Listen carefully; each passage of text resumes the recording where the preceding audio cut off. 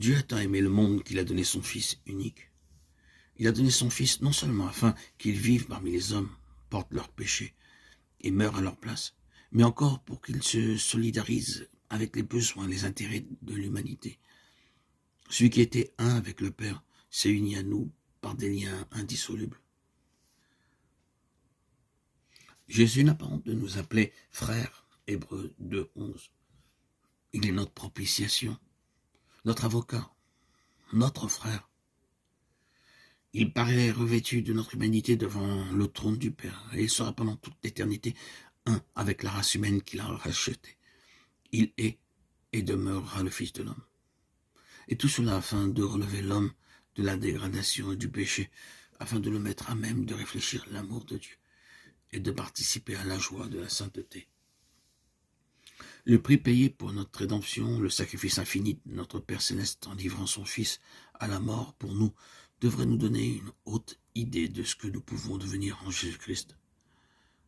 Quand il est donné à Jean, l'apôtre inspiré, de contempler la hauteur, la profondeur et la largeur de l'amour du Père envers l'humanité expirante, il est si rempli de sentiments d'adoration et de respect que dans l'impuissance où il se trouve d'exprimer l'intensité et la tendresse de cet amour, il s'écrie « Voyez quel amour le Père nous a témoigné pour que nous soyons appelés enfants de Dieu. » 1 Jean 3:1. Quelle valeur cet amour donne à l'homme. Par la transgression, les fils d'Adam sont devenus sujets de Satan. Par la foi au sacrifice expiatoire du Christ, ils peuvent devenir fils de Dieu. En revêtant la nature humaine, Jésus-Christ élève l'humanité. Il place l'homme déchu dans une condition où, par la communion avec lui, il peut devenir réellement digne du nom d'enfant de Dieu. Enfant du roi céleste. Précieuse promesse.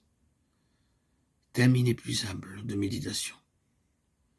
Amour insondable de Dieu pour un monde qui ne l'aimait pas. Un tel amour est sans exemple. Il surpasse celui d'une mère pour son enfant égaré. Sa contemplation subjugue l'âme et rend les pensées captives de la volonté divine. Plus nous étudions le caractère de Dieu à la lumière de la croix, plus nous y découvrons de clémence et de tendresse. Mieux, nous voyons la miséricorde unie à l'équité et à la justice, et plus nous discernons les preuves d'un amour et d'une compassion infinie. Ce n'est pas à cause de la propitiation faite par son Fils que le Père nous aime. C'est parce qu'il nous aime qu'il a pourvu à cette propitiation.